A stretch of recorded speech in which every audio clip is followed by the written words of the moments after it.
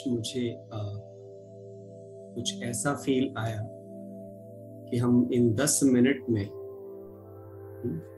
आप सबसे question answer कर सकते हैं। 9:15 बजे सेशन रहेगा, तो जो आ गए हैं वो इस बात का लाभ ले सकते हैं कि अगर आपके मन में कोई सवाल है तो आप अपना हैंड रेस करके कोई भी क्वेश्चन पूछ सकते हैं। लेकिन ध्यान रहे, कोई भी क्वेश्चन वो पूछना है जो नयों के हिसाब से भी हो, व्यवहारिक हो।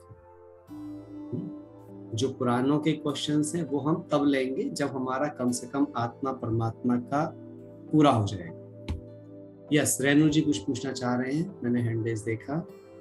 ओम शांति भाई जी। ओम शांति। हाँ जी बहन, बताइए। भाई जी, जैसे कल आपने बताया कि मन और बुद्धि की हम आपस में डिस्कशन, उसमें थोड़ा सा प्रैक्टिस कैसे इसको बढ़ाया जाए, मुझे इसी में ही थोड़ा वो लगता है कि किस तरह से हम मन और बुद्धि आपस में बात करें। बहुत बढ़िया, इसके बारे में ये एक बहुत अच्छा सवाल है। देखिए, दोनों चीजों को हमें ये समझना पड़ेगा। मन एक ऐसी चीज होती है जिसमें केवल इंफॉर्मेशन जाते ही वो थॉट क्रिएशन शुरू कर देती है। वो आपके अंदर की एक ऐसी शक्ति है जिसमें इंफॉर्मेशन जाएगी और वो थॉट क्रिएट करना शुरू कर देगी। अच्छा, मन एक ऐसी प्रॉपर्टी भी है जो सदा अच्छी चीजें चुनती है लेकिन आसानी से पाना चाहती है। ये मन की आदत होती है, हाँ या ना? उसे चीजें अच्छी चाहिए लेकिन बिन मेहनत के चाहिए, ये मन का काम है ना? अच्छा, लेकिन मन समझदार भी बहुत है। जब आप उससे लॉजिक देके ये पूछते हो कि मन, क्या कभी आसान कामों के बड़े रिजल्ट मिलते हैं, तो वो ही मन आपको समझदारी से जवाब देता है, हाँ मिलते तो नहीं है। तो फिर जब नहीं मिलते हैं तो तुम क्यों चाह रहे हो? क्यों? क्योंकि वो मेरी आदत है, क्योंकि वो मन की आदत है। जैसे क्या होता है, हर एक चीज की ना एक साइकोलॉजी होती है। मन की अलग साइकोलॉजी है, आपकी बुद्धि की अलग साइकोलॉजी है। तो दोनों का जो सोचने का पैटर्न है वो दोनों प्रॉपर्टीज अलग। जैसे क्या, जो काम हाथों से करते हैं पैरों से थोड़ी करते हैं। पैरों वाले काम हाथ से, हाँ मजबूरी हो जाए किसी के हाथ ना हो तो पैरों से हाथ वाले काम भी कर लेता है। तो ये चीज भी हमें अंडरस्टैंड करनी है। ये दोनों ऐसी शक्तियां होती हैं। यदि बुद्धि को आप सही तरह से टीच और ट्रेन करते जाओ तो आपकी बुद्धि मन से सही काम करा लेगी। कैसे? इसका परफेक्ट एग्जांपल देता हूं मैं आपको। एक डॉक्टर होता है जो उन्हीं इंस्ट्रूमेंट से किसी का ऑपरेशन करके जान बचा लेता है जिनसे एक डाकू किसी की जान ले सकता है। किस चीज का अंतर था? दोनों की बुद्धि की नॉलेज का। एक की बुद्धि में नॉलेज है जान बचाने का और एक की बुद्धि में नॉलेज है जान लेने का। कहने का अर्थ क्या हुआ? बुद्धि से मन को नियंत्रित किया जा सकता है, बशर्ते आपने अपनी बुद्धि को लगातार ज्ञान से श्रृंगार किया हो, ज्ञान से सजाया हो, तर्कों से सजाया हो, क्षमताओं से सजाया हो। यह समझना महत्वपूर्ण है। यदि हमने ऐसा किया तो हमारा क्या रहेगा? हम अपने मन को संभाल पाएंगे। मन एक भोले बालक की तरह है, मैं आपको सही बताऊं, और बुद्धि एक बहुत ही पावरफुल टूल है हमारे पास। लेकिन बुद्धि टूल केवल तब काम करता है जब आप बुद्धि को लगातार प्रयोग करते रहते हो। वरना बुद्धि एक ऐसी चीज भी होती है कि यदि इसको बहुत अधिक समय तक आप प्रयोग नहीं करते हो तो ये अपनी काम करने की शक्ति गवा बैठती है। ये बिल्कुल आपको इससे भी अंदाजा लग जाएगा। जब हम पढ़ाई किया करते थे तो हम क्या कहते थे कि भाई रिवाइज करते रहना, क्योंकि बुद्धि नीड रिवीजन।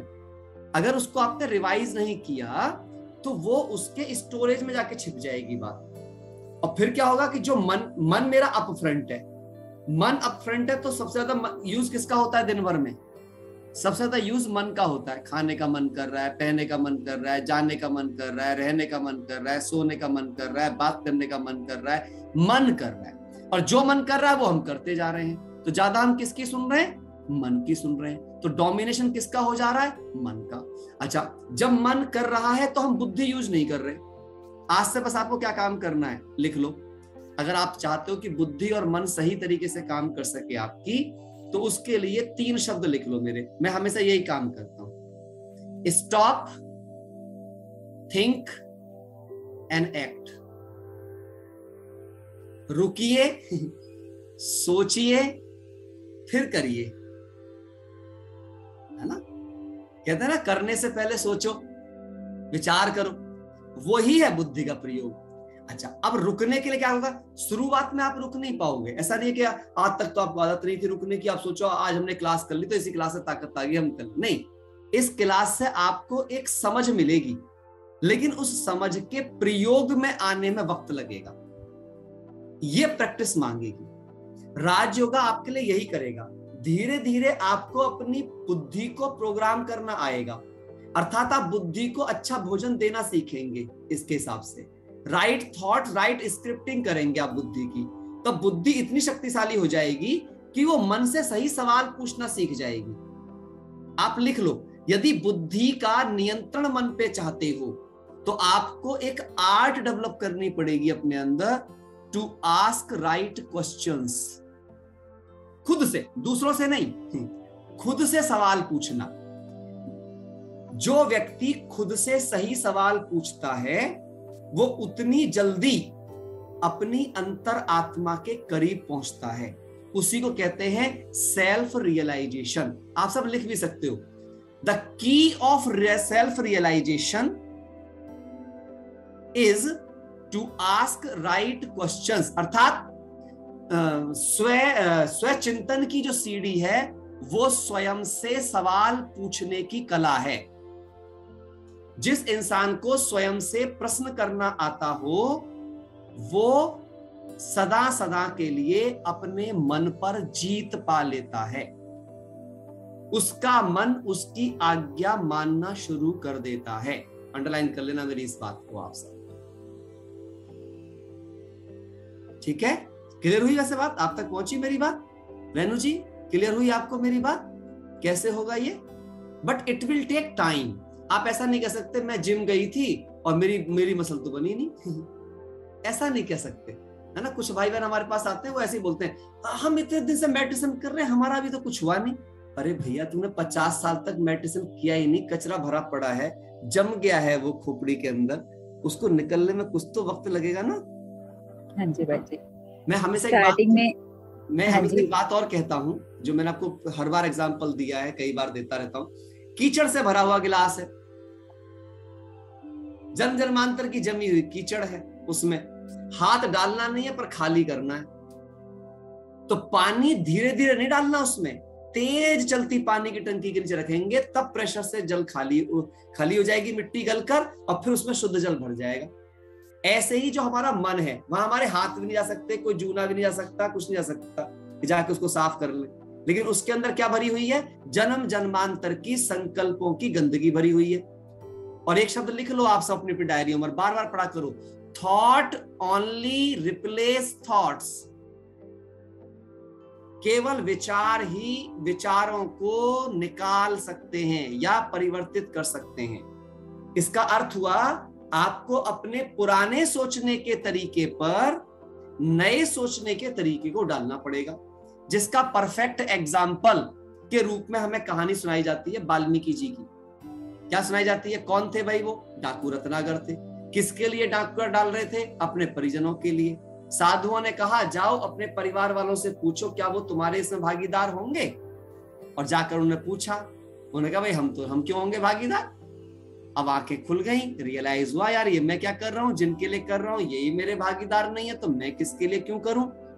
और जिस व्यक्ति को राम कहना भी नहीं आता था, मरा से शुरू किया और देखो तो ग्रंथ रामायण लिख दिया। मेरे को तो ये कहानी इतनी मोटिवेट करती है, मैं जितनी बार भी ये कहानी को सुनता हूं ना, मेरे को लगता है थैंक यू गॉड, मैं तो डाकू भी नहीं हूं, मेरे तो बड़े संत बनने के चांसेस हैं। अगर एक डाकू इतना बड़ा संत बन सकता है तो मैं तो डाकू भी नहीं हूं। हाँ क्यों सिद्धि? सही बात है ना, हम तो डाकू भी नहीं है। हम तो बिल्कुल एकदम समाज में रहने वाले इज्जतदार समझदार लोग हैं, पढ़े लिखे लोग हैं। तो हम तो कितने बड़े संत बन सकते हैं, हमारे तो बहुत ऊंचे संत बनने की गुंजाइश है। तो ये सबसे अच्छी चीज आप अंडरस्टैंड करेंगे तो लाइफ आपको बहुत खूबसूरत लगेगी। ठीक है, और किसी का सवाल पूछ लीजिए जब तक 1-2 मिनट अभी और है हमारे पास, फिर हम अगला सेशन मतलब सेशन को आगे लेके जाएंगे। आज रिकैपिंग करनी है सेशन की, काफी कुछ है। किसी के मन में है तो है। अच्छा सोनिया, हाँ बोलिए सोनिया जी, आप पूछिए। नमस्ते सर जी। नमस्ते जी, बताइए। मुझे ना 2 सवाल हैं। एक तो आपके विषय से बिल्कुल हटकर है, आप एक शिक्षक हैं। बताइए क्या सवाल है। तो मेरा बच्चा भी 9th क्लास में है, तो उसको भी पढ़ने का बहुत शौक है। आप एज ए शिक्षक आपने भी बहुत किताबें पढ़ी होंगी, तो मैं उसको ना कुछ भी पढ़ने का बहुत शौक है, मतलब वो शी लव्स रीडिंग। तो मैं आपको बस ये जानना चाहती हूँ कुछ ऐसी किताबें जो उसकी उम्र में जो उसको सही राह पे ले जाए, रादर देन कि वो उसको भटक जाए, क्योंकि किताबों का कोई अंत नहीं है। आप केवल 2 किताब पढ़वाइए। कोई भी बच्चा हो आपके घरों में, उनको 2 किताबें आप सभी पढ़वाइए। एक किताब है see you at the top by Zig Ziglar. ये किताब हर बच्चे को पढ़नी चाहिए। See you at the top, शिखर पर मिलेंगे हिंदी में आती है, इंग्लिश में see you at the top के नाम से आती है। यूएस में तो आप समझ लीजिए हर एक स्कूल के अंदर इसे एज ए टेक्स्ट बुक पढ़ाया जाता है।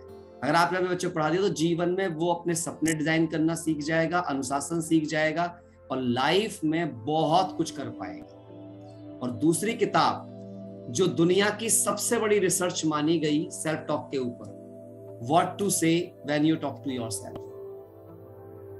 ये मतलब मैं बाहर की दुनिया की किताब है, वैसे ये अध्यात्म की किताबें नहीं है, लेकिन फिर भी दुनियावी पढ़ाई के हिसाब से मैंने इनको बताया है, क्योंकि जिस एंगल से आप पूछ रहे थे उस एंगल से ये 2 किताबें हर किसी को पढ़नी चाहिए। आपको भी सबको पढ़नी चाहिए ये सब किताबें। जितने पेरेंट्स यहाँ पर हैं, कोई भी लोग हैं, ये बुक पढ़ेंगे तो आपको अपने परिजनों को समझना, समझाना, व्यवहार करना अच्छे से आएगा।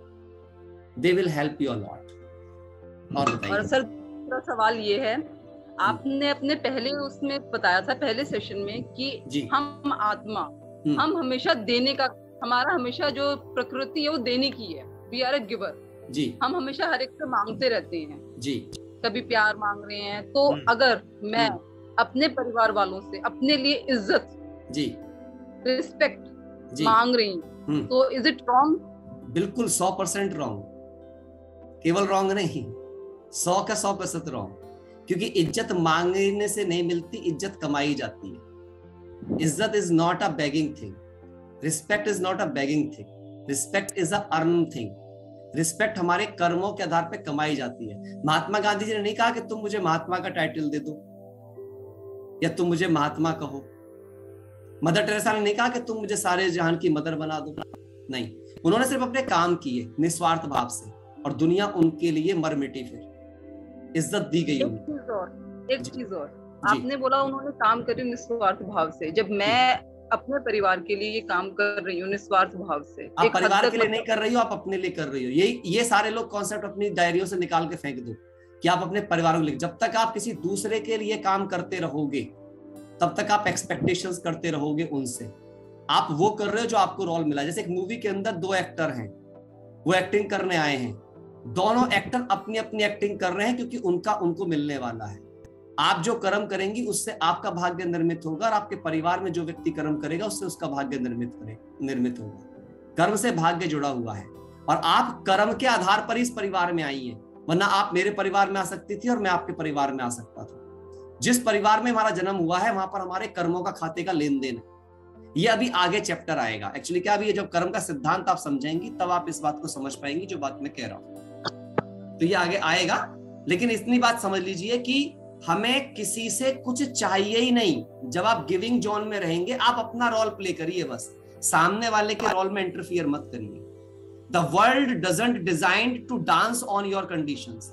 ये संसार आपकी कंडीशन पे डांस करने के लिए नहीं बनाया गया है, वो अपने अपनी कंडीशन पे डांस करने के लिए बनाया गया है। बस हमको सबके साथ अलाइन करना है, यही इंटेलिजेंस है।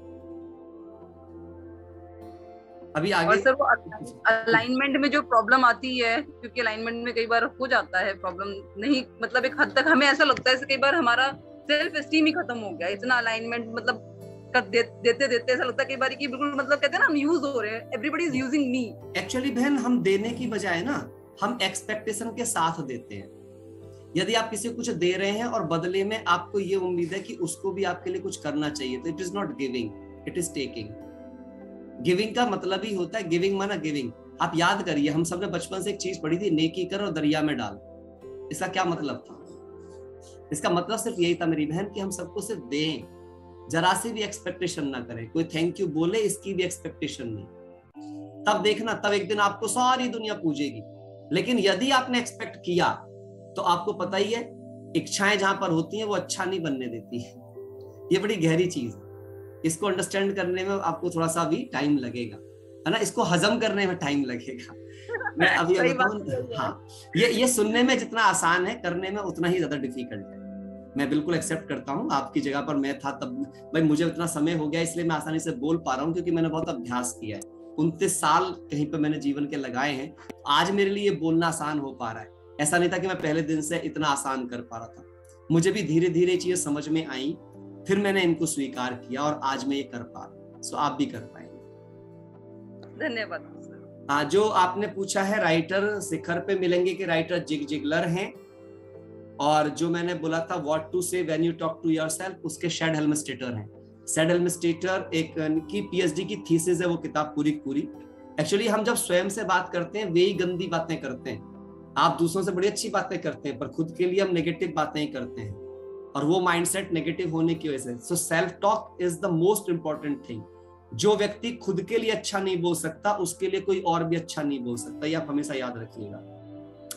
जब आप अकेले में होते हैं तो खुद से क्या बातें करते हैं, ये बड़ा महत्वपूर्ण होता है। जब आप वो बातें जिस दिन आप ठीक कर देंगे, समझ लेना पूरी दुनिया आपसे ठीक ठीक बातें करना शुरू कर देगी। ठीक है, क्लियर है? चलिए, तो अब आगे बढ़ते हैं, आज का सेशन शुरू करते हैं। थोड़ा सा हम, हालांकि अभी भी कनेक्ट हो रहे हैं भाई बहने। हमने अभी जो इंटेलिजेंस का सेशन चल रहा था, मैं कुछ कुछ चीजें आपके साथ व्यवहारिक बातों पे कर रहा था कि कैसे इंटेलिजेंस को यूज किया जाता है। एक बात और याद रखना, आप अपनी लाइफ में जब भी आप, जितने ज्यादा आप इमोशनल होंगे उतने ही ज्यादा आप मूर्ख होंगे। More you emotional less you intelligent. जब भी व्यक्ति इमोशनल ज्यादा होता है, वो सही निर्णय लेने में असक्षम हो जाता है। हाँ या ना? आपने कई बार ये महसूस किया होगा, आप चेक कर लीजिएगा लाइफ में। आप जब भी डिस्ट्रैक्ट हुए होंगे, वो ड्यू टू इमोशनल हेल्थ हुए होंगे, है ना? क्योंकि व्यक्ति की सोचने समझने की शक्ति ही खत्म हो जाती है जब वो इमोशनल हो जाता है ना? समझिएगा साथी, मैंने इसलिए पहले बोला था इमोशंस होना बुरी बात नहीं है, बट इमोशनल होना बुरी बात है। तो हमें क्या चीज करना है?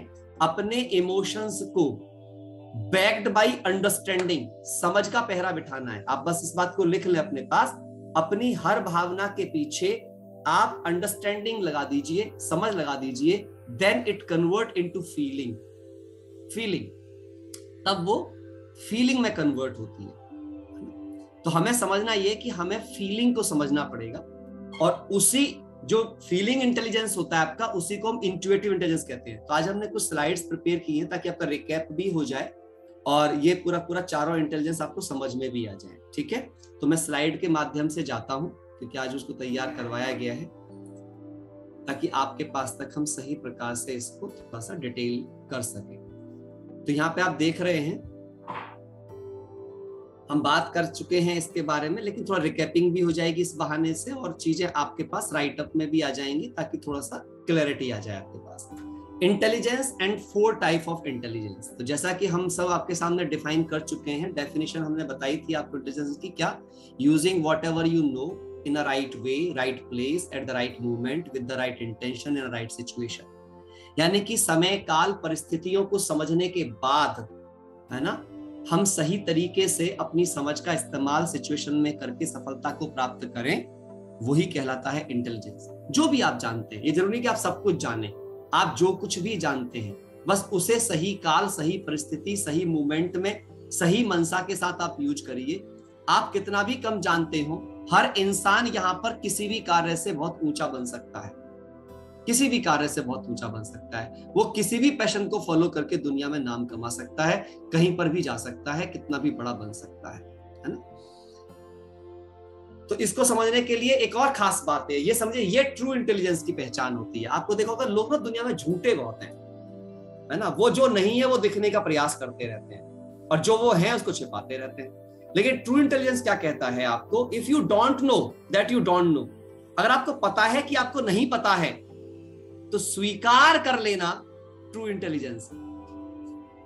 लेकिन हम क्या काम करते हैं, आपने देखा होगा ज्यादातर दुनिया के लोगों को, आपने चीज देखी ना, देखी कि किसी को पता नहीं है लेकिन वो एडमिट नहीं करेगा, नहीं तो बेइज्जती हो जाएगी करके। उसे आता नहीं है लेकिन वो कुछ भी मैनिपुलेट करेगा, कुछ करेगा, और इस डर में जीता रहेगा कहीं पता ना चल जाए इनको। हाँ या ना? ऐसा होता है ना? और आपने देखा होगा ऐसे लोगों की बुद्धि काम करना बंद कर देती है, वो सही निर्णय नहीं ले पाते अपनी जिंदगी के अंदर, है ना?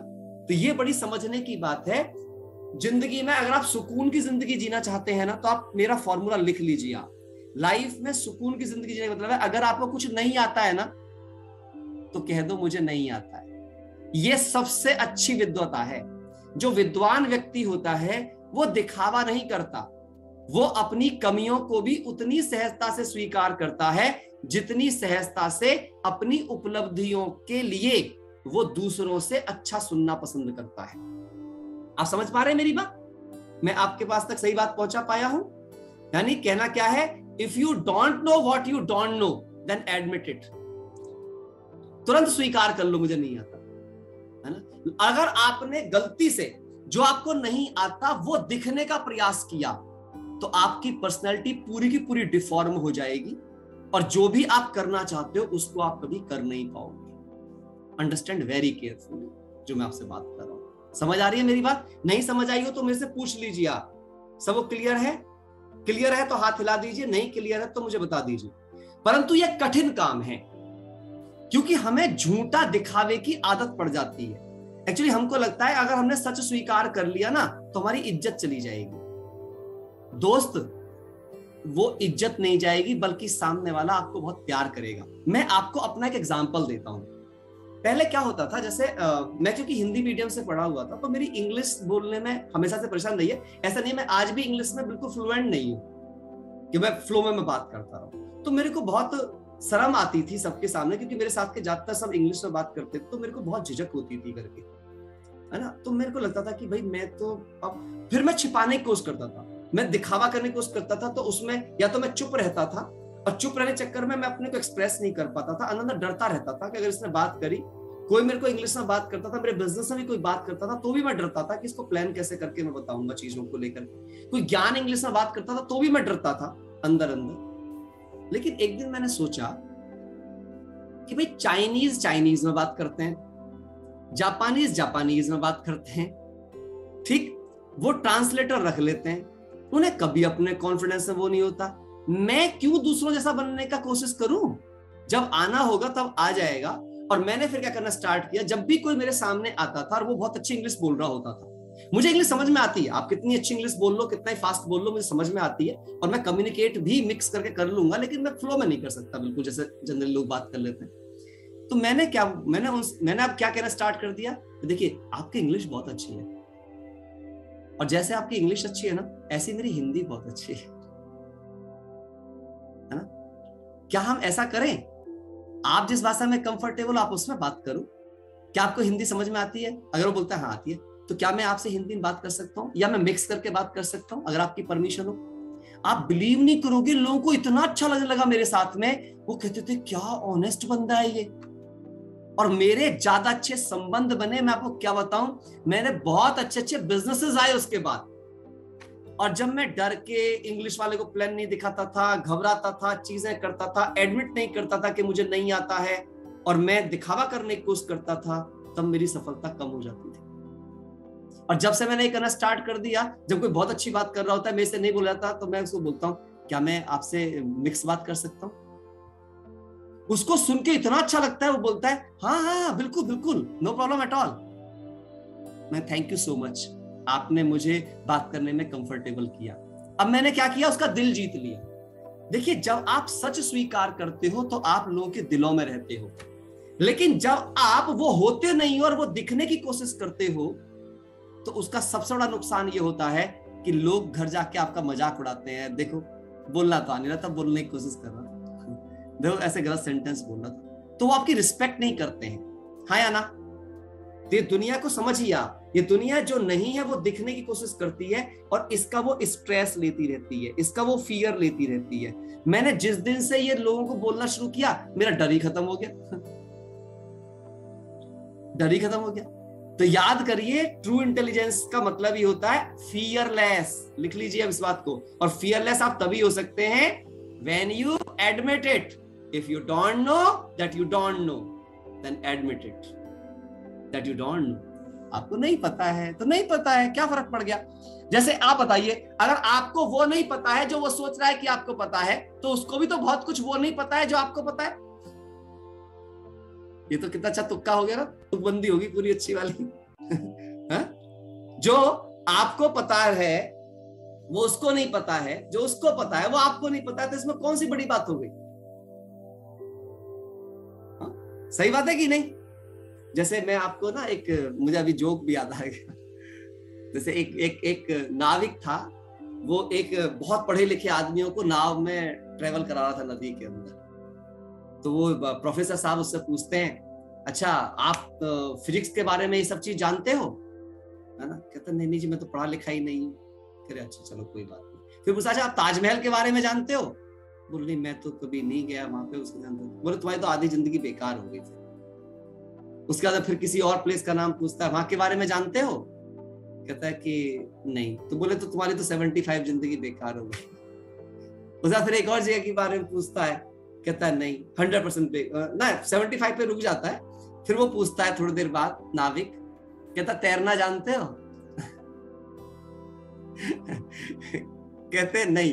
तो बोले तुम्हारी 100% गई। बोले क्यों। बोले तूफान आ रहा है आगे से।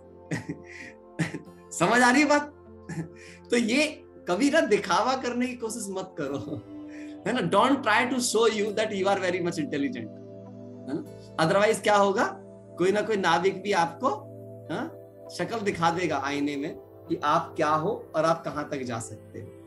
क्लियर हुई मेरी बात। तो एक बात और लिख लो आप सब, the whole world is equal intelligent. सभी आत्माएं बराबर विद्वान है। ये दुनिया का सबसे बड़ा झूठ है कि कोई ज्यादा इंटेलिजेंट है, कोई आईएएस बन गया तो ज्यादा इंटेलिजेंट, कोई अगर चपरासी बन गया तो कम इंटेलिजेंट। नहीं, हर इंसान बराबर इंटेलिजेंट है, बस उसके क्षेत्र अलग अलग हैं। The areas are different. आप मुझे बताइए, अगर हर एरिया में कोई व्यक्ति अपनी विद्वता ना रखे, क्या इस दुनिया का संतुलन बना रह पाएगा। आप बताइए सभी साथी। लेकिन हम गलती क्या काम करते हैं, और जब आप पता ऐसा फील करोगे ना, तो आप इंसानियत की इज्जत करोगे। अदरवाइज आप प्रोफेशंस की इज्जत करते फिरोगे, आप अमीरी गरीबी की इज्जत करते फिरोगे। लेकिन जब आप मानोगे सब बराबर विद्वान हैं, सब इक्वली इंटेलिजेंट हैं, तो क्या हो जाएगा, फिर आप सबकी इज्जत करोगे, सबके प्रोफेशन की इज्जत करोगे। हाँ या ना, हाँ या ना, हाथ हिला के बताओ। तो आज से इस बात को लिख लो अपनी डायरियों में बड़ा बड़ा, इस दुनिया में सब इक्वली इंटेलिजेंट हैं, बस उनके एरियाज डिफरेंट हैं। अभी आप बताओ, अगर आप जाओ किसी उसके पास, कपड़े सिलने वाले टेलर के पास जाओ, आप सिल दोगे उससे अच्छी शर्ट कोई भी। आप बताओ, आप अपनी कार ठीक करने वाले के पास में जाओ, आप ठीक कर दोगे अपनी कार उससे अच्छे ज्यादा तरीके से। तो बताओ वो आपसे कम इंटेलिजेंट कैसे हुआ। आप अपने क्षेत्र में इंटेलिजेंट हो, वो अपने क्षेत्र में इंटेलिजेंट है। अभी जैसे एक माँ है, वो जितने अच्छे से पालना कर सकती है अपने बच्चे की, कोई पिता करके दिखाए, तो फिर माँ पिता से कम इंटेलिजेंट कैसे होगी। अगर वो हाउसवाइफ है तो वो घर को जितना अच्छा संभाल सकती है, कोई पिता संभाल के दिखाए, है ना। हमें तो जितनी भी जो लेडीज होती हैं, जो खासकर हाउसवाइफ भी होती है, तो हम उन्हें हाउस इंजीनियर बोलते हैं, है ना। बेसिकली वो ऐसे इंजीनियर्स हैं कि उनके बिना घर कभी भी, पता है, कहते हैं कि जो जेंट्स होता है ना, वो मकान बनाता है, घर उसे कौन बनाते हैं, है ना, माताएं और बहनें बनाते हैं। So respect them. घरों में प्रॉब्लम क्या होती है, घरों में जितने प्रोफेशनल जेंट्स होते हैं, वो घर में आके लेडीज अगर हाउसवाइफ है तो उनको इज्जत ही नहीं देते हैं। और एक बात आप हमेशा याद रखना, अगर आप पिता हैं और घर में आकर, बहुत ध्यान से सुनना मेरी इस वाले सेंटेंस को, जो एक सबसे बड़े, मैं यहाँ पे यही इंटेलिजेंस समझना है आपको।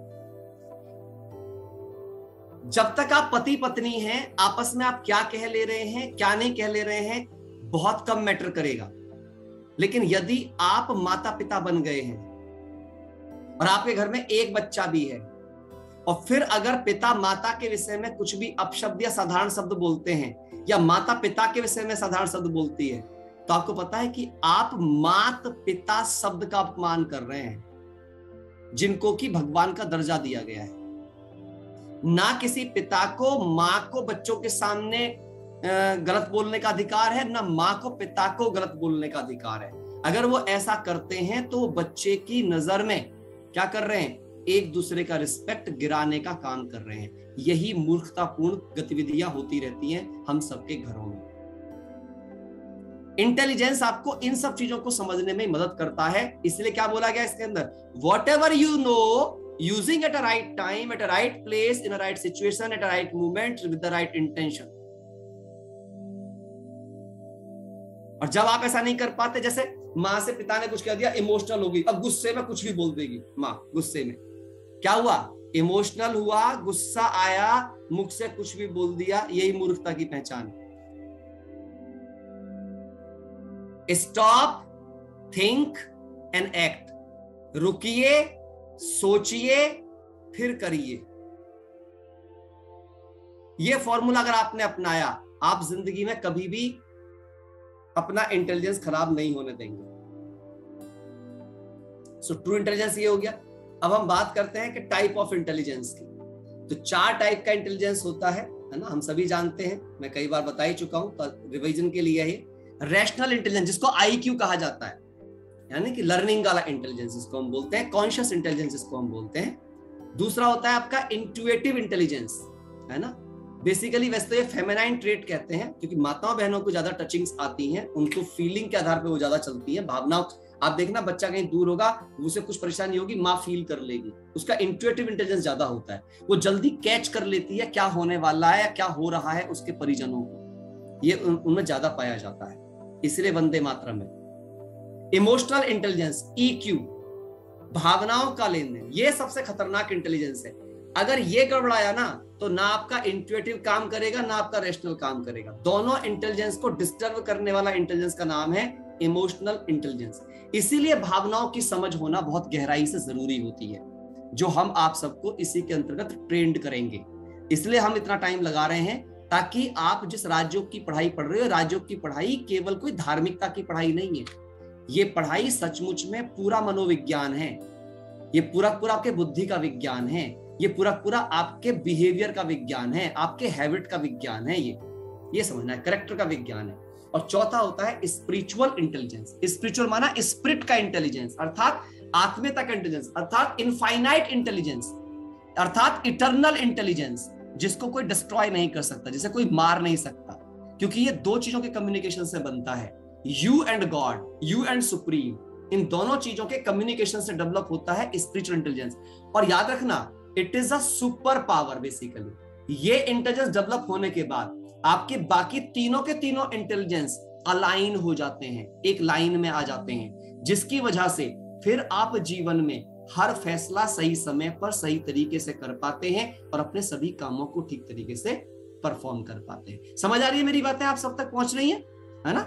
Now come into detail. अब हम सबसे पहले समझेंगे आज रैशनल इंटेलिजेंस को, व्हाट इज ऑल अबाउट। ये रैशनल इंटेलिजेंस होता क्या है, अर्थात कॉन्शियस इंटेलिजेंस, अर्थात चैतन्य विद्वता। मैं देखिए हिंदी बोलने का प्रयास पूरा है, जितनी बोल पाऊंगा उतनी अपनी तरफ से भरपूर प्रयास कर रहा हूं, लेकिन फिर भी कुछ कसर बाकी रह जाए तो उसके लिए क्षमा कर देना, है ना। सो रैशनल इंटेलिजेंस अर्थात चैतन्य विद्वता, जिसमें आपको कॉन्शियसली मेहनत करनी पड़ेगी, जिसको समझने में कहते हैं ना, जैसा आपको कोई काम दिया जाता है, कहते हो हाँ सोच के बताऊंगा, सोच के बताऊंगा माना आप जिस इंटेलिजेंस का यूज करोगे उसका नाम है रैशनल इंटेलिजेंस।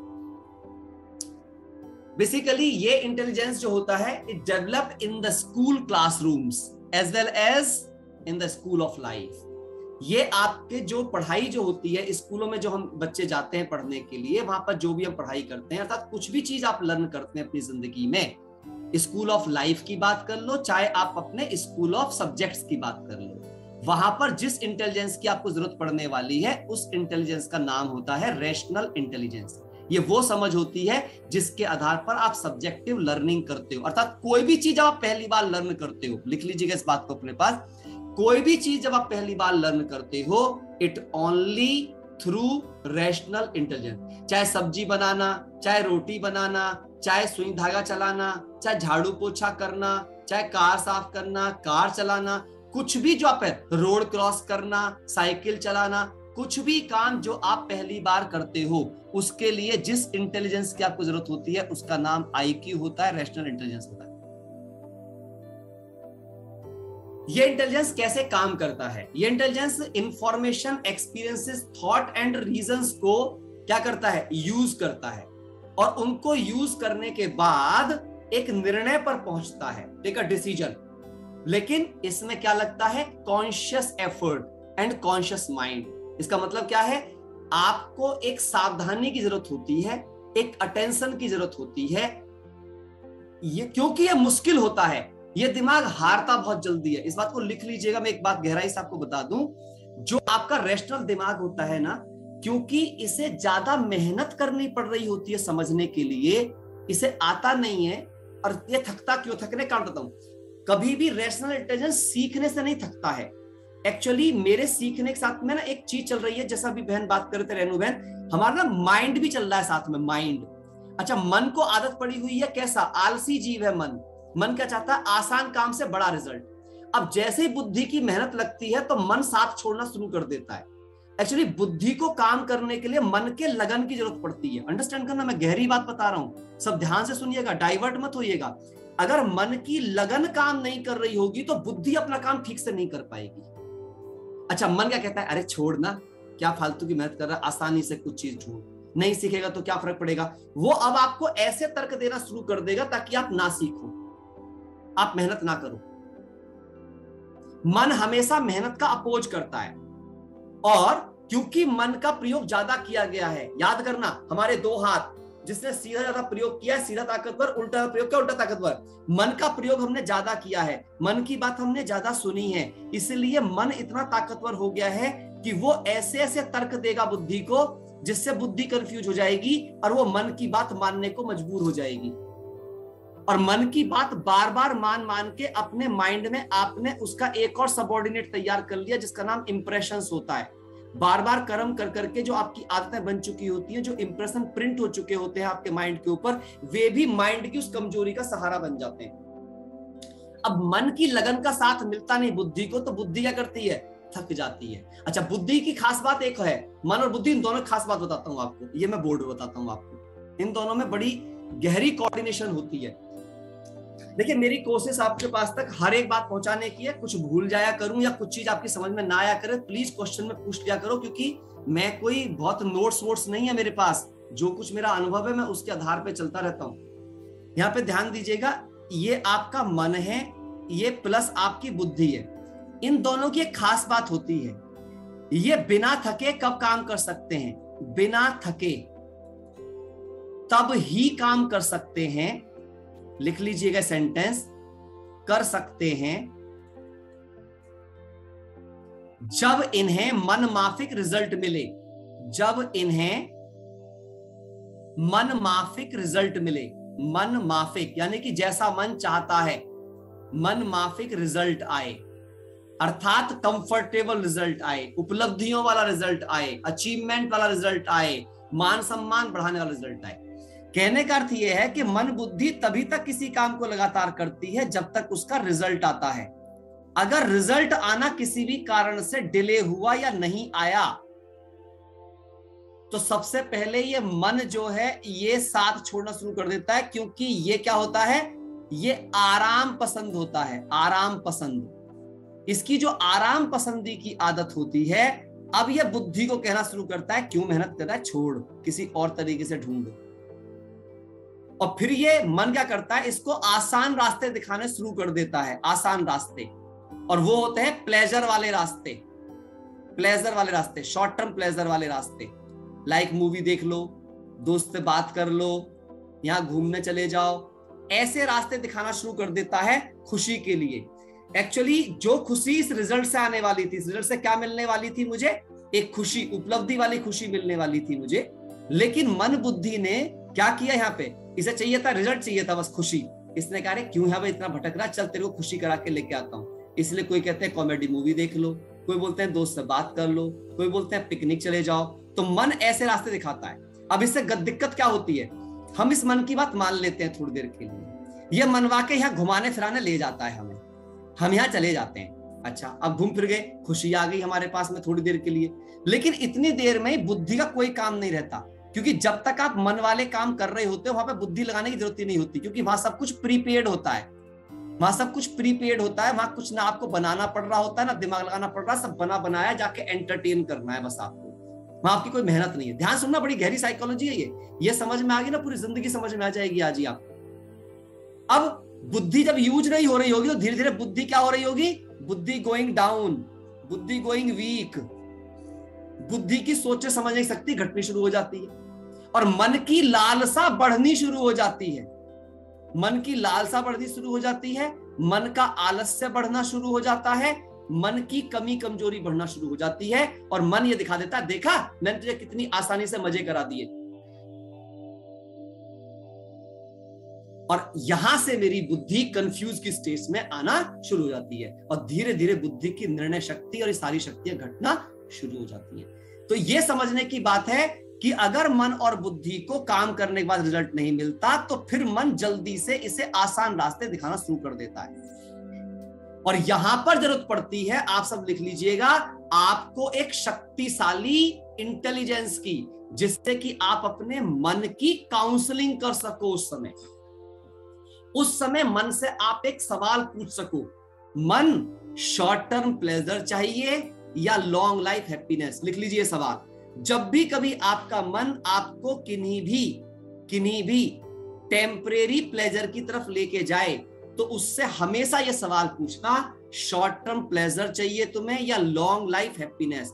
अगर तुमने आज ये 20-25 साल तक प्लेजर लिया तो तुम पूरी जिंदगी दुखों में जाओगे, या आज का 3 घंटे का प्लेजर लिया तो ये 3 घंटे तुम्हारे ऊपर बहुत भारी पड़ने वाले हैं। समझ आ रही है मेरी बात? अब मैं इसका एक और एग्जांपल देता हूं आपको। यहाँ पे कोई ऐसी माँ है जिनका छोटे बच्चे हैं, मतलब 5 साल 10 साल के बीच के बच्चे हैं, किसी को कोई माँ बैठी है ऐसी? अच्छा, सोनिया है यहाँ। चलो सोनिया, आपसे मैं कुछ सवाल पूछूंगा। कभी ऐसी स्थिति होती है सोनिया जब बच्चे आपकी बात नहीं सुनते और आपको गुस्सा आता है? सर दिन में भी पूछे कितनी बार नहीं होता, किसी दिन नहीं, दिन में कितनी बार होता है ये काम? कितनी बार होता है? चलिए ये तो मतलब सवाल ही अब डिफरेंट डायरेक्शन में हो गया। चलिए सोनिया, अच्छा अब आप मुझे बताइए, वे आपकी बात मानते नहीं फिर भी आप अपनी बात मनवाने के लिए गुस्सा कर करके कहते रहते होंगे? पहले प्यार से कहते होंगे, फिर जब नहीं मानते होंगे तो थोड़ा सा टोन हाई होता होगा, फिर भी नहीं मानते होंगे तो फिर थोड़ा सा टोन और हाई होता होगा, और फिर नहीं मानते होंगे फिर तो धमकियां भी दी जाती होंगी, है ना? ये सब कुछ जब उसके बाद भी नहीं होता तो एक आधा रखा भी जाता है। हाँ, मतलब मैं वहां तक जाना नहीं चाहता था एक्चुअली, पर आप पहुंच गए, ठीक है ना? तो वहां तक हम पहुंच जाते हैं। अच्छा, अब आप मुझे बताइए, बच्चा ऐसा कर क्यों रहा है कि वो आपकी बात नहीं मान रहा? नहीं पता। बच्चा सिर्फ इसलिए ऐसा कर रहा है, उसे मजा आ रहा है आपको इरिटेट करने में। आप क्या करो, वो जब नहीं करे आप रिएक्ट करना बंद कर दो। सर जैसे इस समय उसका सोने का टाइम है, वो अभी टीवी देख रहा है अपने फादर के पास, मैं उसे 4 बार बुला चुकी हूँ, लिटरली से 4 बार बुला चुकी हूँ, मैंने सो जाओ आप मेरे पास बैठेगा। बुलाना बंद कर दो, दोनों फायदे होंगे सर। लेकिन वो सुबह नहीं उठेगा फिर स्कूल के लिए, 2 दिन नहीं जाएगा स्कूल, 4 दिन नहीं जाएगा, डजंट मैटर, क्योंकि आज का फेलियरिटी झेला जा सकता है, पर अगर उसे ये आदत लग गई तो जिंदगी भर की फेलियरिटी नहीं झेली जा सकती। और उसको अगर इन इरिटेशनों में जीने की आदत पड़ गई तो उसको सदा ही डंडे से हाँकने वाला बैल बन जाएगा वो। आज आप हाँक रही हो, कल कोई और हाँकेगा। डिसिप्लिन का मतलब समझिए आप, मैं समझाता हूं, आप पहले ध्यान से समझिए उस बात को। होता क्या है, आपको बच्चे से आप बार बार कह रहे हो, वो नहीं मान रहा है, और उसको नहीं मानने पे आपको वो उछलता देख रहा है। वो ऐसा नहीं वो चाहता है, पर साइकोलॉजिकल वो चाहता है। चाइल्ड की साइकोलॉजी होती है कि वो जो कर रहा है उससे दूसरों को कितना ज्यादा उछल रहे हैं या कितने पीड़ित हो रहे हैं, वो उसे मजा आ रहा होता है। और जब उसको ये मजा आ रहा होता है, अब उसे रिजल्ट मिल रहा है। वो जितनी बार वो काम कर रहा है आपको उछलता देख रहा है, वो जितनी बार वो काम कर रहा है आपको उछलता देख रहा है, उसे मजा आ रहा है, उसे बार बार रिजल्ट मिल रहा है। और जब तक उसे रिजल्ट मिलता रहेगा आपके उछलने का, वो वही हरकत करता रहेगा। अच्छा, अब आप क्या करो, मैं ये नहीं कह रहा हूं कि आप उन पे कोई अनुशासन ना लगाओ, ये नहीं कह रहा हूं, गलतफहमी मत रहिएगा, लेकिन ऐसा अनुशासन लगाओ जिसमें आप उछलो नहीं, लेकिन अनुशासन उन पे भारी पड़े। मतलब क्या है? अब वो रिजल्ट पसंद नहीं करेंगे जिसमें उन्हें मजा नहीं आए, वो रिजल्ट पसंद करेंगे जिनमें उनको मजा आए। तो हमें उनसे क्या करना होता है? हम उन्हें उनकी ऐसी चीजों से दूर कर दें जो उनको सबसे ज्यादा पसंद हो, और उसके लिए हम कठोर हो जाएं। अब उसका एक एग्जांपल दूंगा मैं आपको, ये बहुत जरूरी एग्जांपल है क्योंकि यहाँ काफी पेरेंट्स बैठे हुए हैं, सबको मदद मिलेगी। एक इंटेलिजेंट डिसीजन, एक बच्चा होता है, आप उस बच्चे के साथ मॉल गए, है ना? बच्चे, अब ध्यान से सुनिएगा सब, बहुत बच्चे के साथ आप मॉल गए, छोटा बच्चा है, उसके पास घर में कई खिलौने पड़े हुए हैं, कई टेडी बियर भी पड़े हुए हैं, लेकिन बच्चे ने एक नया टेडी बियर देखा और बच्चे ने जिद पकड़ ली, मेरे को तो ये टेडी बियर चाहिए।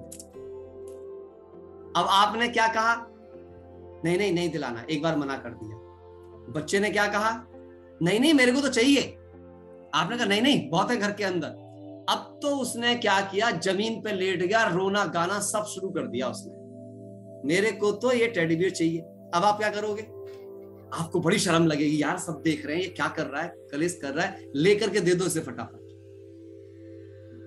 और ज्यादातर पेरेंट्स क्या काम करते हैं? तो उसे चुप कराने के लिए, कुछ करने के लिए, या तो माँ कह देगी या पिताजी कह देंगे, बोलेगा अरे छोड़, क्यों किच करवा रहे हो, उठा करके दिला दो, खत्म करो ये। क्यों? क्योंकि दे फील कि उनकी बेइज्जती हो रही है। अच्छा, अब आपने क्या काम किया? ध्यान से सुनना, बड़ी गहरी साइकोलॉजी है, चाइल्ड साइकोलॉजी समझा रहा हूं आपको। अब आपने अपने बच्चे की गलत आदत को रिवार्ड कर दिया। जब वो रो रहा था, जमीन पे लेट रहा था, असभ्यता के काम कर रहा था, उस समय पर आपने उसकी जिद के आगे झुककर उसको खिलौना दिला दिया। अब आपने उसकी कितनी सारी बीमारियों को रिवार्ड किया, उसकी जिद को रिवार्ड किया, उसकी बदतमीजी को रिवार्ड किया, उसके रोने को रिवार्ड किया, उसकी असभ्यता को रिवार्ड किया, और उसको पता चल गया जब भी तुम्हें इनसे रिवार्ड चाहिए तो तुम यही बनो, रोने लग जाओ, गाने लग जाओ, चिल्लाने लग जाओ, लेटने लग जाओ, झल्लाने लग जाओ, खाना छोड़ दो, ऐसा काम कर दो, ये दिलाएंगे ही दिलाएंगे। Because they are weak emotionally, they are not intelligent emotionally. अच्छा, अब आप सोचिए, अगर आपने बच्चे की इन चीजों को पूरा करके रिवार्ड दे दिया, अब उसकी ये चीज बढ़ेंगी या घटेंगी? बढ़ेंगी। और इसी कारण हमारे घरों में अनेकों लोगों के व्यवहार ऐसे ही करके बिगड़ते हैं। यहां पे हम क्या कर सकते हैं? यहां पे हम कर सकते हैं कि हम उसको बोले ठीक है, अगर तुम्हें ये चीज चाहिए तो यू विल अचीव इट। मैंने एक घर देखा, उस घर में एक व्यक्ति के मैं घर गया, उनके घर पे ना एक वो लगा हुआ था, कैलेंडर लगा हुआ था। उस कैलेंडर पता क्या लिखा हुआ था? आप सोच भी नहीं सकते हो। उस कैलेंडर पे लगा हुआ था, अगर तुम्हें स्कूल की फीस मेरे से जमा करानी है तो तुम्हें घर में ये काम करने होंगे। तुम्हें बच्चों के लिए अगर तुम्हें ड्रेस चाहिए तो तुम्हें ये वाले काम करने होंगे, तुमको अगर वहां पे जाना है तो तुम्हें ये वाले काम करने होंगे, नहीं करोगे तो इनमें से कुछ भी नहीं मिलेगा। मतलब उन्होंने पूरी लिस्ट बना रखी थी, और उनके घर के सारे बच्चे वो काम करते थे, और जब वो काम करते थे तो उनको प्यार से रिवार्ड दिलाते थे। तो उनके बच्चों में अचीवमेंट की ऐसी भूख पैदा हो चुकी थी, अब वे रेडी रहते थे कि अब हमें नया रिवार्ड चाहिए, बताओ अब क्या अचीव करना है, हम करेंगे, आप हमको रिवार्ड दिलाओ। क्या कमाल की फैमिली देखी मैंने, वो क्या कमाल की यूनिटी देखी मैंने। और कभी वो हाथ लगाते थे बच्चों को, कभी उन पे चिल्लाए नहीं वो अपने बच्चों पे। अब आप बताओ, ऐसा परिवार अच्छा, या चिल्ला चिल्ला के, झल्ला झल्ला के, रोला रोला के? जैसे हमें एक जगह था, मैं पूछा तो मैं आपका बच्चा दूध पीता है? बोले हाँ, एक थप्पड़ के साथ, है ना।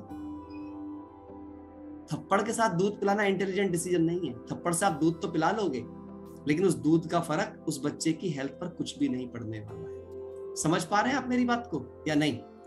क्लियर हो रही है बात? हाँ, तो इसको समझना है आपको। इसीलिए इंटेलिजेंस को सही तरीके से यूज करना है, कॉन्शियस तरीके, अपनी चेतना को सदा अपने साथ समझें।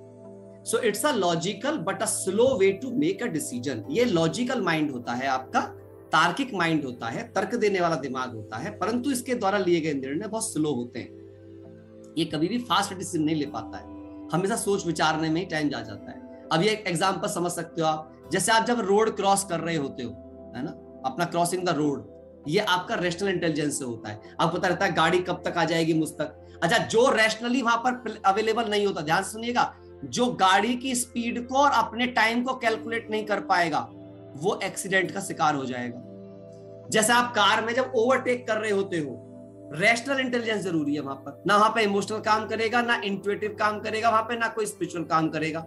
आपका जो तार्किक दिमाग है वही काम करेगा, कितनी दूरी पर है गाड़ी, मैं कितनी स्पीड लूं कि मैं क्रॉस कर जाऊं, कितनी लंबी है, वो कैलकुलेटिव माइंड है। सो इसके लिए जो माइंड लगता है उसे रैशनल इंटेलिजेंस कहते हैं। लर्निंग एनीथिंग एंड एवरीथिंग, जो भी कुछ आप सीखना चाहते हो अपनी जिंदगी में, उसमें आपका इसी दिमाग का इस्तेमाल होता है। इसके बाद में thinking about any problem and situation, किसी भी समस्या के विषय में सोचने में जो दिमाग आपकी मदद करता है उसका नाम रैशनल इंटेलिजेंस होता है, तार्किक दिमाग। कार ड्राइविंग सीखना, है ना। अब दूसरा होता है आपका इंट्यूटिव इंटेलिजेंस। ये इंटेलिजेंस जिस इंसान ने भी अच्छा कर लिया वो दुनिया में 100% महान बनेगा, वो बहुत महान बनेगा अपनी जिंदगी के अंदर। ये कैसा इंटेलिजेंस होता है, सब ध्यान से सुनिएगा प्यारे भाई बहनों, ये इसको समझना आप सबके लिए बहुत जरूरी है यदि आप अपनी जिंदगी आसान बनाना चाहते हो। इसकी पूरी विधि भी समझाऊंगा मैं आपको।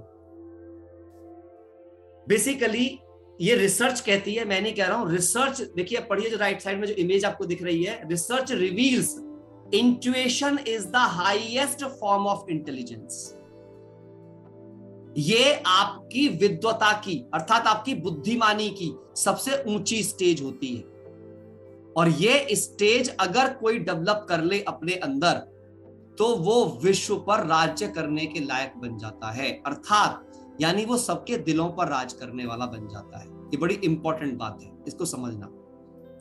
हालांकि इसको हम कहते हैं, इसको ऐसा माना जाता है कि ये फेमिनाइन ट्रेट है, ये महिलाओं में अधिक पाया जाता है, और इसीलिए आप देखना ये ऐसा सर्वे ही पाएगा। जैसे क्या होता है घर में, कभी देखना आप, जब कभी पिता की मौत होती है तो एक माँ अपने कई बच्चों को पाल पोस कर बड़ा कर देती है अपनी मेहनत से, अकेले दम पर, बिना किसी पुरुष के साथ के भी। लेकिन वहीं पर अगर एक माँ की डेथ हो जाती है किसी परिवार में, पिता एक बच्चे को भी पालकर बड़ा करने में बहुत मुश्किल महसूस करता है, उसमें वो ताकत नहीं होती है। यहाँ पे कोई पुरुष तत्व की बात ना सोचे, लेकिन ये इंट्यूटिव इंटेलिजेंस के कारण से होता है। उनकी भावना शक्ति जो होती है बहुत ऊंचे लेवल की होती है ना। इसीलिए आप देखना, पितृ प्रेम से ऊपर माना गया है मां के प्रेम को। ये सूक्ष्म है लेकिन समझने की बात है ना, इसको हमें अंडरस्टैंड करना होगा। But we all have it, ऐसा नहीं है कि हम में और में हम में नहीं होती है। ये इंटेलिजेंस होता सबके पास है, लेकिन इसको डेवलप करना पड़ता है। जो माताएं बहनें होती हैं उनमें बाई बर्थ होता है, उनके माइंड की वायरिंग ऐसी होती है। इसलिए कहा जाता है जो जेंट्स होता है उसका लॉजिकल माइंड शार्प होता है, और जो माताएं बहनें होती हैं उनका इमोशनल माइंड शार्प होता है।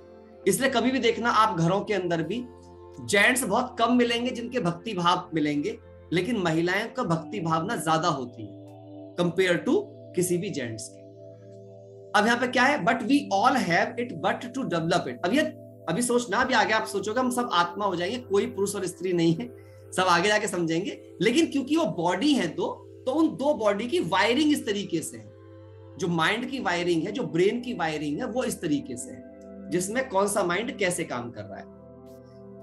ध्यान से सुनिएगा, इस माइंड को डेवलप करने के लिए सबसे ज्यादा जो जरूरी चीज है वो है मन को शांत करना। अगर आप अपने मन को शांत करने की कला सीख जाएं तो आपका ये वाला जो इंटेलिजेंस है सबसे ज्यादा जाग जाएगा, और आपके मुश्किल से मुश्किल काम के लिए आपको अनुभूतियां होनी शुरू हो जाएंगी, आपको टचिंग होंगी, आप बैठोगे अचानक से आइडिया आएगा और आपका काम हो जाएगा। लेकिन इसके लिए मन को शांत करना पड़ेगा। इसीलिए आपने देखा होगा जब लोग सोते हैं तो सोते समय उन्हें बड़े अच्छे अच्छे आइडियाज आते हैं, या जब वो नहा रहे होते हैं तब बड़े अच्छे आइडियाज आते हैं, या जब वो कहीं जाकर के किसी प्रकृति में नदी किनारे कहीं भी चुपचाप से बैठ जाते हैं तब उनको बड़े अच्छे अच्छे आइडियाज आते हैं। हाँ या ना, हाथ हिला के बताओ मैं सही कह रहा हूं या नहीं कह रहा हूं। So in a relax stage, in a silence stage, आपका इंट्यूटिव इंटेलिजेंस ऑटोमेटिक काम करना शुरू कर देता है, जिसकी वजह से आपको अच्छे अच्छे विचार आने शुरू हो जाते हैं। आपने देखा ना क्या क्या बोलते हैं, आप सबने सुना भी होगा घरों में, जब कोई मुश्किल आती है कहते हैं थोड़ी देर शांत बैठ जाओ बस, फिर सोचेंगे। और जैसे शांत बैठते हैं तुरंत ही उन्हें अनुभूति हो जाती है कि हाँ ऐसे कर लो, काम हो जाएगा। क्यों? क्योंकि इंट्यूटिव इंटेलिजेंस शांत मन के साथ ही काम करता है। मन की शांति चाहिए वहां पे। अब मन को शांत करने की कला को ही मेडिटेशन कहते हैं, वो हम आपको सिखाने वाले हैं। Intuitive is something, some idea come in mind suddenly, अचानक आएगा विचार। जो इंट्यूशन होती है, मुझे ना अचानक से विचार कौंध गया मेरे मन में, वो इंट्यूशन थी। कभी कुछ बुरा होने वाला होता है, इंट्यूशन आ जाती है। किसी की डेथ होने वाली होती है, इंट्यूशन आ जाती है। शांत दिमाग में आती है, विदाउट एनी रैशनल। इसका कोई तार्किक जवाब नहीं दे सकते आप, बस फीलिंग है, आ गई, इसके पीछे कोई तर्क नहीं लगा सकता। Means more a feeling than a thought, ये विचार से ज्यादा एक भाव है। इसके अलावा क्या है? When your intellect is operating, intuitive decisions are quick and accurate। बहुत ध्यान से समझना, ये लाइन लिख लो आप और इसको बहुत याद करना, मैं बहुत इसको पढ़ता हूं। जब भी आपका इंट्यूटिव इंटेलिजेंस जाग जाएगा,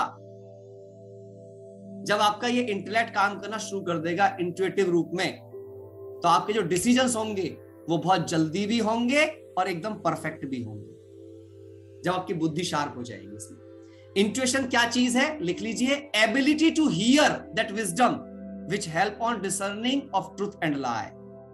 ये वो क्षमता है जो झूठ और सच को पल में पकड़ लेती है, जल्दी से पकड़ लेती है, जल्दी से समझ लेती है ना। आपने देखा होगा जिनकी इंट्यूटिव इंटेलिजेंस अच्छी होती है ना, उन सबको जो टचिंग वाली जो पावर अच्छी होती है, वो धोखेबाज इंसान को सामने आते ही पकड़ लेते हैं, बोले नहीं नहीं ये झूठ बोल रहा है, नहीं नहीं ये सच बोल रहा है। उनको टचिंग आ जाती है उस चीज की, क्योंकि वो क्लीन माइंड होते हैं, क्लियर हार्ट होता है। ये हमारे अंदर का एक ट्यूटर होता है। ये वाला जो इंटेलिजेंस होता है, ये एक्चुअली हमारे अंदर का एक ऐसा ट्यूटर होता है जो सदा हमारे अंदर बैठा रहता है हमें गाइड करने के लिए। इट ऑलवेज गाइड अस कि क्या करना चाहिए, क्या नहीं करना चाहिए। तभी हम कहते हैं भाई थोड़ी देर शांत बैठो, उसके बाद सोचना कि करना चाहिए या नहीं करना चाहिए। इसका मतलब है अपने आप के साथ जुड़ो, इंट्यूशंस के साथ में जुड़ो।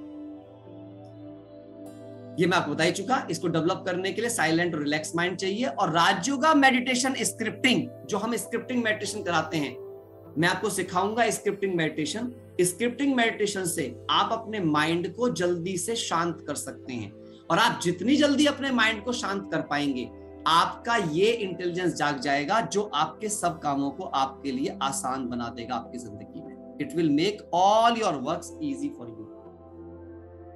लेकिन इन सभी इंटेलिजेंस के आड़े जो आता है उसका नाम है इमोशनल इंटेलिजेंस, आपकी भावनाएं। जितने कंफ्यूजन, मन की अशांति या बुद्धि की शक्ति की कमी, ये सब कुछ होता है इमोशंस की डिस्टरबेंस की वजह से। This is the most important to be emotionally intelligent, because अगर ये हम इमोशनली डिस्ट्रॉय हुए, माने कि हम इमोशनली डिस्टर्ब हुए, तो ये हमारे सभी प्रकार के इंटेलिजेंस की हत्या कर देगा। ना आपकी बुद्धि काम करेगी, ना आप कुछ सीख पाओगे, ना तनाव मुक्त रह पाओगे, ना निर्णय ले पाओगे, ना किसी से अच्छे से बात कर पाओगे। जितने ज्यादा आप इमोशनल बनेंगे उतने ही कम आप इंटेलिजेंट बनेंगे, समझदार उतने ही कम हो जाएंगे आप। इंटेलिजेंट का मतलब सब समझ रहे होंगे, समझदार की मतलब। अब यहाँ पे देखिए आप, इमोशंस क्या करते हैं? भावनाएं ट्रेवल करती हैं एक से दूसरे की तरफ। नीचे वाला इमेज आप देख रहे होंगे, यहाँ पर ये भावनाओं की ट्रांसफॉर्मेशन बताई जा रही है। इसे जब भावनाएं ट्रांसमिट होती हैं तो आप देखते हो दिल का लेन देन है, इसे दिल की लेन देन कहते हैं basically. So emotions generally diminish your intelligence. अगर आप में इमोशंस पैदा हुए तो ज्यादातर आपके जो बुद्धि है उसको खत्म कर देते हैं। यहाँ पे भी वही दिखाया है, sabotage your ability of discern, आपकी परखने की शक्ति, निर्णय लेने की शक्ति को खत्म कर देते हैं। Emotions are energy of reaction, इनमें ज्यादातर रिएक्टिव एनर्जी आती है, विचारों में उत्तेजना पैदा होती है। एक और सब बात, ये लाइन सभी के लिए बहुत इंपॉर्टेंट है। ये सब कुछ होता क्यों है? इमोशनली हम ज्यादातर इमोशनल होते हैं। एक बिलीफ है हमारा उसके पीछे, हमारी मान्यता है उसके पीछे जो हमें इमोशनल बनाती है। क्या मान्यता है? ये सारी दुनिया मेरी बीन पर डांस करने के लिए बनाई गई है। The world design to dance on my bean. सबको वो करना चाहिए जिससे मुझे अच्छा लगे। एवरीवन डू और डिड या डज, कुछ भी करे वो मेरे को अच्छा लगना चाहिए। जैसा अभी बहन कह रही थी ना, हम इतना करते हैं, सोनिया बहन कह रही थी हम इतना करते हैं, कुछ ना कुछ घर वालों को भी तो सोचना चाहिए ना करके।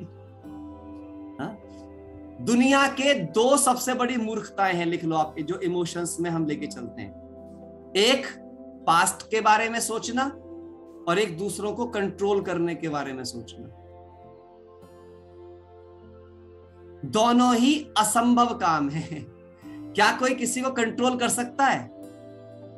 बट फिर भी कोशिश करते रहते हैं, है ना। और क्या कोई पास्ट को बदल सकता है? लेकिन फिर भी उसी के बारे में। अच्छा बताइए, आपके दिन में ज्यादा विचार किसके बारे में होते हैं, पास्ट के बारे में या प्रेजेंट के बारे में? पास्ट के बारे में या तो फ्यूचर के बारे में, प्रेजेंट के बारे में होते ही नहीं। आप चेक कर लेना, लिख लेना कभी भी अपने विचार, आपको पता चल जाएगा कितने होते हैं प्रेजेंट के बारे में। और या फिर सोचते रहते हैं दूसरों को क्या करना चाहिए। आप चेक कर लो, लिख लो आप 90% टाइम सोचते हो इन्हें ये करना चाहिए, उन्हें वो करना चाहिए, इन्हें ये नहीं करना चाहिए, उनको वो नहीं करना चाहिए, इनको ऐसा करना चाहिए था, उनको ऐसा करना चाहिए था, प्रधानमंत्री को ऐसा करना चाहिए था, इसको यहाँ छक्का मारना चाहिए था, उसको वहां चौका मारना चाहिए था, इसकी एक्टिंग में यहाँ पर रिव्यू देते रहते हैं। ये जितने रिव्यू देने वाले हैं, इनका मानना यह है कि इन्हें दुनिया में सबसे अच्छा इंसान बनाया गया। अच्छा, यहाँ पे वो इंसान हाथ उठाए आप में से जो ये मानता है कि वो बहुत ही समझदार है। हाथ उठाओ। अरे उठाओ उठाओ, कोई तो उठाओ। मतलब मैं क्या मूर्खों से बात कर रहा हूँ? ऐसे थोड़ी है, आप सारे समझदार हो। बस मैंने इतना ही तो पूछा है कि आप में ज्यादा समझदार हाथ उठाए बस। ऐसा क्यों कर रहे हो? कोई ना कोई तो हाथ उठाओ भाई, है ना। कौन है ज्यादा समझदार? हाथ उठाओ। हाँ ठीक है, गुड। बी के हर्षा बहन। यस हर्षा बहन, अपने को अनम्यूट करो। जी भाई जी। हर्षा बहन, अच्छा ही बताओ, अगर ये पूरी दुनिया केवल आपके माइंड से डिजाइन कर दी जाए तो क्या ये परफेक्ट वर्ल्ड बन जाएगा? हाँ या ना? केवल दो जवाब देना ना। नहीं। तो फिर मैं अपनी समझदारी दूसरों पे क्यों थोपता या थोपती रहती हूँ? इट मीन्स अगर मुझ में भी इम्परफेक्शंस हैं तो मैं क्यों दूसरों की सलाहकार बन के ये सब कुछ करती हूँ? मुझे मेरी ऐसा नहीं, मुझे मेरी सलाह शेयर करने का अधिकार नहीं है, लेकिन सलाह शेयर करने का अधिकार है, थोपने का नहीं। मुझे ये कहने का अधिकार नहीं है कि तुम्हें वही करना चाहिए जो मैं तुमसे करने को कह रही हूं। आप देख लो 90% आपके घरों के झगड़े इसी बात के हैं। I am right, you are wrong, हाँ या ना? तो सही है ना। अभी देखो बहुत लोग चेहरे पर मुस्कुराहट देख पा रहा हूं मैं, सब यही करते रहते हैं घरों में। Everyone try to correct another person. आज के बाद क्या करना, जब भी कभी ये ख्याल आए कि इनको मेरे साथ चलना चाहिए, तो अपने से सवाल पूछना, अगर सारी दुनिया मेरे हिसाब से चलने लग जाए तो क्या ये दुनिया अच्छी हो जाएगी? अगर जवाब आए नहीं, तो please don't try to, please don't try to. अच्छा एक बात और बताइए, मैं यहाँ पे हर इंसान से, जैसे हर्षा बहन ही अनम्यूट। हर्षा बहन, आपको आपके माइंड से काम करना अच्छा लगता है या घर में किसी और के माइंड से? ऑफ कोर्स अपना ही, अपने माइंड से। बट या दूसरों के बारे में सोचकर जानकर सोचना एक अलग बात होगी। मेरा कंफर्टेबल किससे लगता है? अपने माइंड से काम करना कंफर्टेबल लगता है या दूसरे के माइंड से? ऑफ कोर्स अपना ही। अपना ही। तो सामने वाले को बेचारे को ऐसे ही लगता होगा ना। अच्छा, कोई आपके कंफर्ट में एंट्री मारे, आपको पसंद आता है? ना ना ना ना ना। देखो कितनी जल्दी बोला ना। अच्छा आप बताओ, ऐसे जब सामने वाले के कंफर्ट में आप एंट्री मारते होंगे तो उसे कैसा लगता होगा? Not accepted. तो क्या ये हमारी अच्छी बात है कि हम किसी के कंफर्ट में एंट्री मारें? Not alright. इसका मतलब ये नहीं है कि अगर मैं जिम्मेदार हूं, मुझे किसी को कुछ बात बतानी है तो मैं बताऊंगा नहीं, लेकिन कैसे बताऊं? ऐसे बताऊं कि उसके अहम को चोट ना लगे, ऐसे बताऊं कि उसको मैं ये फील ना कराऊं कि you are wrong, I am right. मैं सिर्फ उसको ये बताऊं कि देखो एक तरीका वो है जिससे तुम सोच रहे हो, वैसे भी काम किया सकता है, और एक तरीका ये भी है जिससे सोचा जा सकता है। आप देख लो दोनों में से किसका रिजल्ट आपको पसंद है। The right way to live in relationships give choices to the people. लोगों को आप चुनाव दीजिए, अपने वे में और उनके वे में, कम रिजल्ट में और ज्यादा रिजल्ट में, आसान तरीके में और कठिन तरीके में, ना कि ये कहिए कि तुम्हारा तरीका गलत है। सपोज करिए अगर आपने मुझसे कहा कि मेरा तरीका गलत है या मेरा आइडिया गलत है और आपका आइडिया ठीक है, तो क्या आप मुझे इनडायरेक्टली बुद्धू नहीं कह रही हैं? हर्ट करें। अच्छा, अगर आप अपने बच्चे को बार बार बुद्धू कहोगे तो वो इंटेलिजेंट बनेगा? आपका बच्चा है, छोटा है, नासमझी की बात कर सकता है क्योंकि बेचारा बच्चा है। तो मुझे क्या करना चाहिए उसके साथ? मुझे उससे कहना चाहिए, बेटा जो आप सोच रहे हो मैं भी सीखना चाहूंगी, जरा मुझे बताओ आप क्या करने वाले हो। आप उसका सेल्फ रिस्पेक्ट उठाइए ना। अब वो सोचेगा अच्छा मैं भी इस लायक हूं, मेरी मम्मा मेरे से कुछ सीख सकती है। बेटा हाँ, I am ready to learn because child is the father of man, child can be a teacher, so you teach me what you think. मुझे तुम बताओ तुम कैसे करके कर रहे हो, है ना। अब वो बताएगा मम्मा मैं ऐसे ऐसे ऐसे सोच रहा हूँ, ओह दैट फैंटास्टिक, ब्यूटीफुल, आपने अच्छा सोचा, लेकिन बेटा मैं भी एक आइडिया रखूं, इससे आपका ये रिजल्ट तक पहुंचोगे। लेकिन अगर मैं आपको इससे ज्यादा रिजल्ट का एक आइडिया दूं तो क्या उसको भी देखना चाहोगे एक बार? टेक द परमिशन, बिकॉज आप एंटर कर रहे हो उसके कंफर्ट जोन में। उसका कंफर्ट जोन अपने आइडिया के साथ है, but you are entering the comfort zone of the person. उससे आज्ञा लीजिए, आज्ञा लेने से उसको लगेगा ओके मैं इस लायक हूं, मेरी भी परमिशन ली जाएगी, तो कल को उसमें मालिक बनने के गुण जागेंगे। अगर उसे सदा ऑर्डर ही दोगे तो उसे ऑर्डर लेने के संस्कार बनेंगे उसके, वो सारी जिंदगी नौकर ही बनेगा। और जब आप उससे परमिशन मांगोगे तो आप उसमें मालिक बनने का संस्कार डेवलप करोगे। माँ बाप का चाल चलन ही बच्चों के चाल चलन का निर्माण करता है। अब बताओ जो बात मैं कह रहा हूं आप सबको मेरी बात ठीक लग रही है, गलत लग रही है? तो आप बता सकते हो। ठीक लग रही है? ऐसा करा जाएगा तो घरों में संबंध बच्चों से अच्छे बनेंगे या नहीं बनेंगे? बताइए आप। उनका सेल्फ रिस्पेक्ट उठेगा या नहीं उठेगा? आप बताइए। और इसमें कोई मुश्किल नहीं है, सच बताऊं कुछ मुश्किल नहीं है। इसमें पता है सबसे बढ़िया बात क्या हो रही है? आपको अपना ईगो नीचे लाना पड़ रहा है तो अच्छी बात है, ईगो खत्म हो रहा है। ईगो खत्म हो रहा तो अच्छी बात होती है। दूसरे का सम्मान बढ़ा रहे हो, कितनी अच्छी बात हो रही है। और इससे क्या होगा? दोनों के बीच का रिश्ता ब्यूटीफुल हो जाएगा। और आप अपने बच्चे को जो कहते हो ना मेरा राजा बच्चा, सच में वो राजा बच्चा बनेगा, नौकर बच्चा नहीं बनेगा, क्योंकि आप उससे परमिशन मांग रही हो। राजा से तो परमिशन मांगी जाती है। So take the permission to them. हम तो नहीं हम माँ बाप हैं, यू लिसन माई ऑर्डर्स।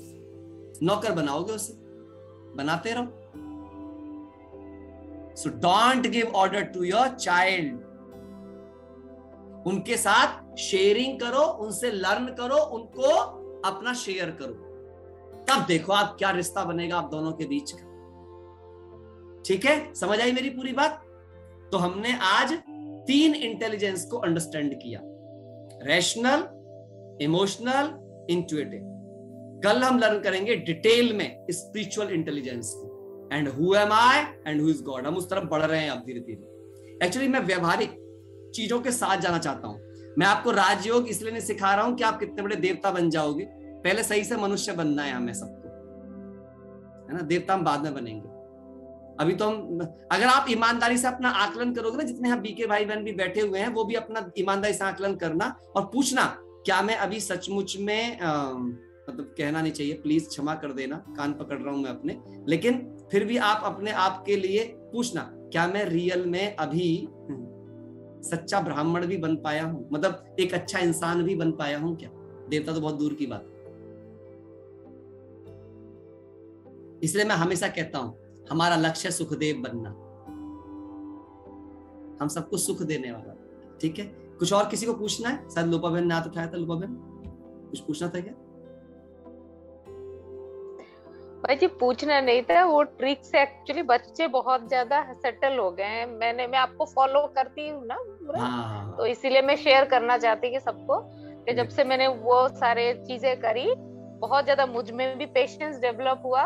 मतलब मैं अभी कितने दिन पहले मेरी एक एक्सपीरियंस है, मुझे इतना गुस्सा आया, वो शायद मैं 2-3 साल के बाद हुई हूँ, मेरा उसके बाद इतना हेडेक हुआ, मैं रियलाइज कर पाई कि इतना गुस्सा, मतलब मैं हुई नहीं थी गुस्सा कभी। उस दिन पर मेरा एकदम से हो गया, जब बहुत ज्यादा ट्रिक्स मुझे काम आए हैं जो मैंने अप्लाई किए हैं। इसीलिए मैं बोलना चाहती हूँ। लोपा बहन, आप शायद 2 साल से लगातार लगभग सुन ही रहे हैं। 2 साल पूरा कोविड जब से शुरू हुआ तब से वो यहाँ पे हैं, और उन्होंने इन ट्रिक्स को अपनाया। आज वो खुद कह रही हैं कि उनका उनके बच्चों से रिश्ता बहुत सुंदर हो गया है। आपके सामने लाइव एग्जांपल है, क्योंकि मैं तो 2 साल से ये सब कुछ पहले से भी सिखाता चला आ रहा हूँ, है ना।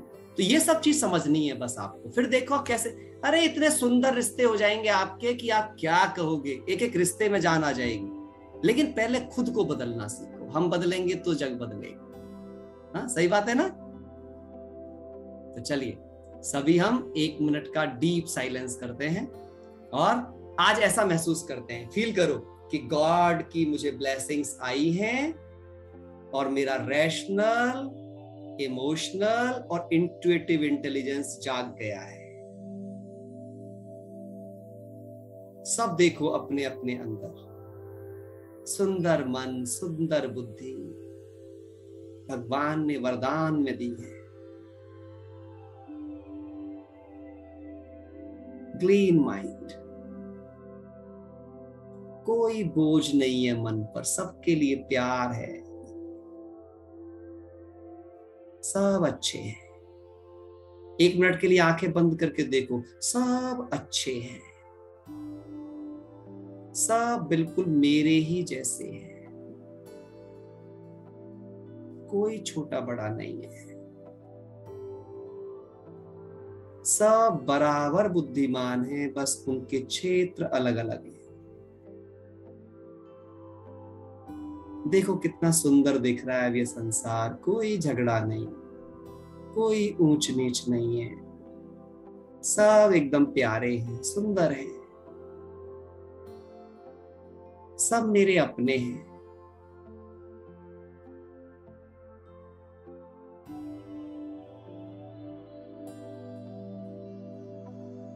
मेरे हृदय में सबके लिए प्यार है, सम्मान है।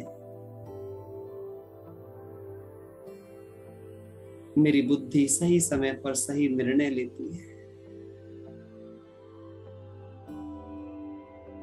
जीवन खुशहाल है, संबंधों में मिठास है।